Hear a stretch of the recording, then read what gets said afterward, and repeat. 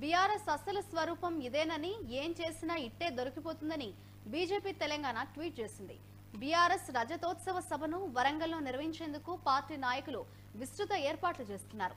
ఈ సభ కోసం రాత్రికి రాత్రే పంట పొలాలను చదును చేయడంతో పాటు పంటలకు నీళ్లిచ్చే కాలువలను ధ్వంసం చేశారని వస్తున్న వార్త. రాష్ట్ర వ్యాప్తంగా పండుగ వాతావరణం నెలకొంది.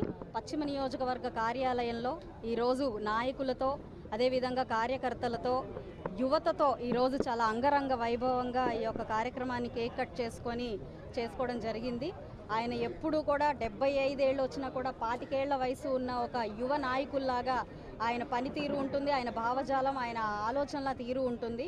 రేపటి కోసం ఎప్పుడూ కూడా నిరంతరం శ్రమిస్తున్న మహాయోగి అని చెప్పుకోవడంలో ఎలాంటి అతిశయోక్తి లేదు. ఈరోజు ఆయన జన్మదినాన్ని ఒక పర్వదినంగా జరుపుకుంటున్నందుకు నిజంగా సంతోషంగా ఉంది. ఒక తెలుగుదేశం పార్టీ అధినేత చంద్రబాబు నాయుడు గారి పార్టీ నుంచి మేము కూడా నాయకురాల్లాగా ఎదుగుతున్నందుకు నాకు కూడా చాలా ఆనందంగా ఉంది.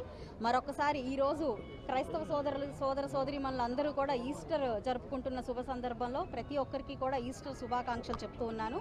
అండ్ ఈరోజు మన చంద్రబాబు నాయుడు గారు ఏ హామీ అయితే ఇచ్చారో మెగా డిఎస్సి ఈరోజు నోటిఫికేషన్ ఇవ్వడం జరిగింది.